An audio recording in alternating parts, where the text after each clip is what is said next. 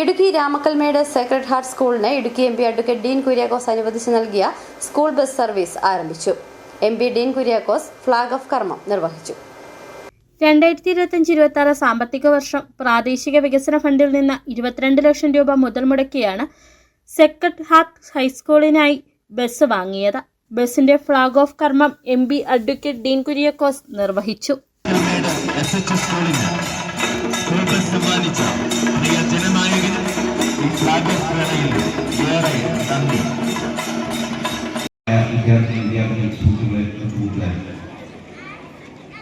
നമ്മളെ സംബന്ധിച്ചിടത്തോളം നമ്മുടെ നാടിൻ്റെ ഏറ്റവും വലിയ ഐശ്വര്യമാണ് സ്കൂളുകൾ.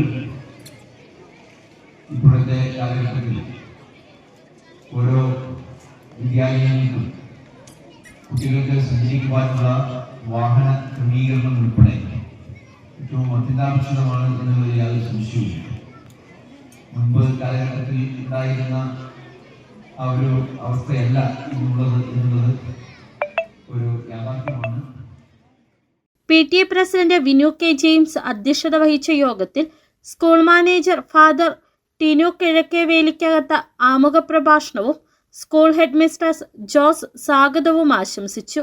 Ward member Nataraj Pillai, Latha Gopakumar, Binu PR, Balanpillai city, Ilfathul Islam ഇമാം ശ്രീ അൻസാർ മൗലവി, അന്നപൂർണേശ്വരി ക്ഷേത്രം മേൽശാന്തി മഹേഷ് കണ്ണൻ നമ്പൂതിരി തുടങ്ങിയവർ ആശംസകൾ അറിയിച്ച് സംസാരിച്ചു. City vision, Nedumkandam.